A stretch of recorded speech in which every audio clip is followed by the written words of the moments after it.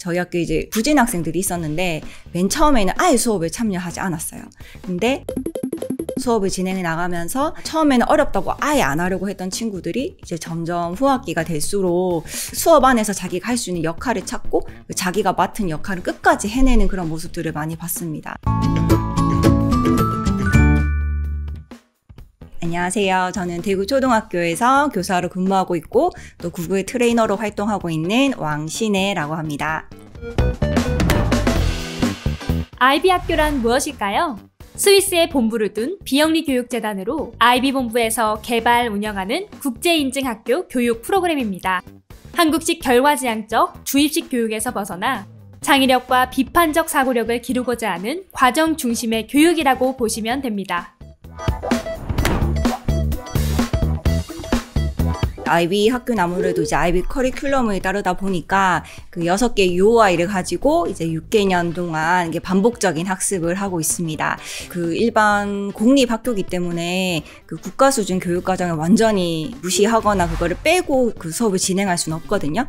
그래서 실제로는 국가 수준 교육 과정이랑 아이비 교육 과정을 연계해서 많이 운영을 합니다. 그래서 최대한 이제 아이비와 연계할 수 있는 교과들은 그 UOI 안에서 녹여내요. 그래서 그 UOI를 진행할 때는 이것은 사회 시간이야, 뭐 여기는 국어 시간이라고 쓰지 않고 그냥 UOI 시간이라고 해서 이제 통합해서 수업을 하는데 그 외에 뭐 수학이라든지 아니면 국어 기초 기본 교육이라든지 이게 UOI에 통합되지 못하고 반드시 싱글 서브젝트로 가르쳐야 되는 것들은 따로 나눠서 가르치고 있습니다.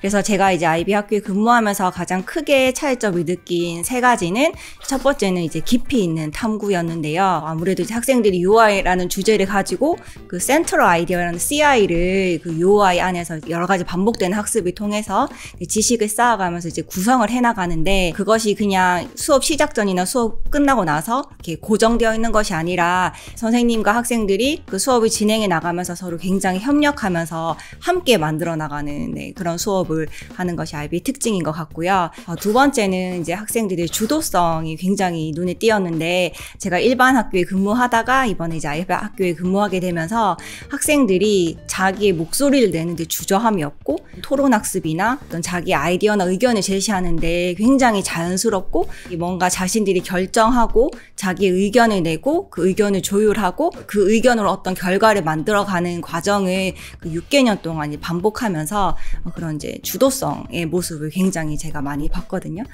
그리고 마지막으로는 그 이제 액션이라는 부분이 굉장히 인상 깊었는데 저희가 이제 UOI를 진행하고 나면 마지막에는 반드시 그 액션이라는 파트로 마무리를 하게 됩니다. 그래서 뭐 전시회를 한다든지 박람회를 한다든지 기부 행사를 한다든지 그래서 학생들이 UOI를 통해서 그냥 일반적으로 배우는 그 내용뿐만 아니라 그걸 내 삶에 적용하고 전이하는 그 과정이 반드시 그 UOI에 포함되어 있어서 깊이 있는 탐구 그리고 그것을 이제 주도적으로 학습하고 그 학습한 내용을 이제 실생활에 전이하는 그런 이제 1년의 교육 과정을 통해서 학생들이 성장하는 모습을 굉장히 많이 느끼게 되었습니다. 네, 아이비 학교는 아무래도 이제 글로벌 인재를 양성하는 프로그램이기 때문에 외국어에 대한 교육이 굉장히 중요하고요. 실제로 이제 학교 심사를 받거나 아니면 학교의 커리큘럼을 평가하는 데 있어서 외국어가 굉장히 중요한 부분을 차지하고 있습니다. 그래서 학생들의 그 외국어 학습이 필수적인 요소로 잡혀져 있기 때문에 학교에서도 외국어 교육에 많은 관심을 쏟고 있고요. 글로벌 원격 수업을 많이 하거든요. 그래서 이제 다른 나라에 있는 아이비 학교랑 컨택이 되어서 온라인으로 이제 수업할 기회들이 종종 생겨요. 그리고 저희가 이제 UOI가 공통으로 진행이 되잖아요. 뭐 How we express ourselves라든지. 그래서 그런 이제 공통의 UOI를 가진 같은 학년의 학교들과 시간대도 다르고 문화도 다르지만 같은 UOI를 가지고 다양한 관점에서 이제 수업을 진행하게 되는 것 같습니다. 그래서 저는 이제 개별화 교육을 하는 데 있어서 에듀테크를 많이 활용하는 편입니다. 그래서 제가 이제 작년 한 해는 이제 쓰기, 말하기, 그리고 프리젠팅 하는 그 3가지 표현 영역에 중점을 맞춰서 영어 수업을 많이 진행했었는데 특히 이제 쓰기라든지 말하기는 학생들의 어떤 수준 차이가 정말 많이 드러나는 부분이거든요. 그래서 학생들의 개별화에 맞게 과제를 제시하고 그 과제를 해결함으로 인해서 학생들이 자기 수준에서 적정한 학습이 이루어질 수 있도록 도와주는 그런 교육을 많이 했고, 그 영어를 잘하지 못하는 친구들 중에 오히려 디지털 매체를 굉장히 잘 활용하는 친구들이 많았거든요.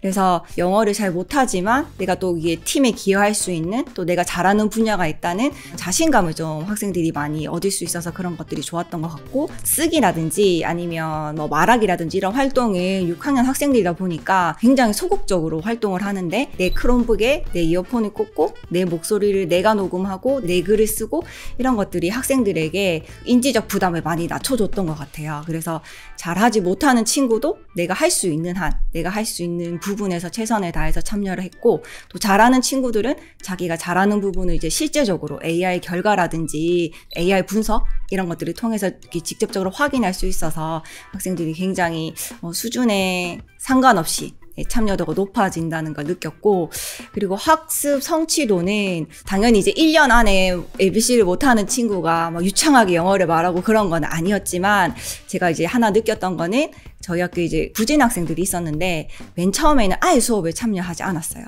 근데 온라인 도구라든지 여러 가지 에듀테크를 하면서 수업을 진행해 나가면서 자신들이 점점 수업에 뭔가 참여할 거리들이 생기고, 그리고 내 수준에 맞는 과제를 하다 보니까 뭔가 중간에서 포기하기보다는 나도 내 수준에 맞는 과제를 나도 완성할 수 있구나, 나도 끝낼 수 있구나라는 그런 성취감을 많이 느끼더라고요. 그래서 처음에는 어렵다고 아예 안 하려고 했던 친구들이 이제 점점 후학기가 될수록 수업 안에서 자기가 할 수 있는 역할을 찾고 자기가 맡은 역할을 끝까지 해내는 그런 모습들을 많이 봤습니다. 그래서 뭐 영어적인 실력도 물론 초반에 비해서는 향상이 됐겠지만, 영어에 대한 자신감이나 아니면 어떤 성취하려는 성취 욕구, 그런 것들이 많이 향상된 거를 느낄 수 있었습니다. 학원을 많이 다니거나 뭐 사교육을 많이 받았고 뭐 영어를 잘하고 공부를 잘하고 수준이 높아서 뭐 엘리트 교육 이런 게 아니라 취지 자체가 모두에게 좋은 교육을 제공한다라는 거기 때문에 저희 학교 학생들도 이제 실제로 학원을 많이 다니지 않는 편이에요. 그래서 영어 공교육으로도 충분히 내 삶에 풍성하게 만들 수 있을 만큼의 영어 실력을 갖출 수 있도록 이제 서포팅 해주는 게 저희 목표기도 하고요. 그리고 제가 제 수업 첫 시간에 되면 영어 설문조사를 해요. 그러면 영어에 대한 선호도가 굉장히 낮습니다. 너무 싫어하고 뭐 악마 같은 과목이라고도 하고 그렇게 얘기를 하는데, 저는 개인적으로는 학생들이 영어를 굉장히 즐기고 또 영어를 통해서 더 넓은 세상을 많이 경험했으면 좋겠다는 생각을 많이 하거든요. 그래서 내가 일단은 영어를 쓸 일이 있구나라고 좀 깨닫게 해주는 그런 일들을 많이 하려고 노력을 합니다. 그래서 여러 가지 다른 나라들이랑 글로벌 원격 수업을 한다든지 또 다양한 이제 활동을 많이 참여를 하거든요. 그래서 학생들에게 실생활에서 영어를 쓸 수 있는 기회를 많이 제공해주고, 내가 영어를 통해서 더 큰 세상을 만날 수 있구나라고 그런 것들을 깨달을 수 있는 그런 기회를 어떻게 하면 좀 만들어줄 수 있을까라는 고민을 하고 있습니다. 지금 구독, 좋아요 누르시고 더 좋은 교육 정보 받아가세요. 저도 사실 뭐 태국이라든지 베트남에 여행을 가면 베트남어 태국어를 하지 못해도 택시를 탔는데 기사분이 그 말하는 앱을 통해 가지고 번역기로 택시를 타고 가는 10분 내내 네이티브 태국 기사님이랑 같이 저희가 아무 거리낌 없이, 저는 한국어로 말하고 그분은 태국어로 말해도 소통하는 새로운 경험을 했어요. 그래서 그런 세상에 살다 보니까 정말 이 외국어를, 영어를 내가 이렇게 힘들여서 많은 시간과 노력을 들여서 공부하는 게 꼭 필요할까? 나중에는 실제로 이제 영어라는 교과목이 없어지지 않을까라는 이제 그런 생각까지 고민을 하고 또 우려를 하시는데, 내가 정말 그 사람이랑 눈을 보고 유창한 말로 교감을 한다든지, 그 나라의 언어를 직접 알고 그 문화를 체험하고 그렇게 소통한다든지, 그런 것들을 AI가 절대 대체할 수 없는 그런 아주 중요한 부분이라고 생각을 하거든요. 그래서 그냥 단순히 기능적으로 내가 영어를 할 수 있다, 없다 이런 문제가 아니라, 내가 더 많은 문화와 더 큰 세상을 체험하고 더 다양한 사람들과 소통할 수 있다는 측면에서는 외국어를 공부하는 것이 꼭 필요하다는 생각이 듭니다. 근데 그 외국어가 막 질리거나 악마 같은 과목이 아니라 즐거운 과목으로 학생들의 어떤 시각을, 세상을 보는 눈을 넓혀주는 그런 과정이 될 수 있도록 부모님들이 좀 더 오픈 마인드로, 더 기다려주는 마음으로 좀 영어 교육에 대한 관심을 가져주시면 좋지 않을까라고 생각합니다.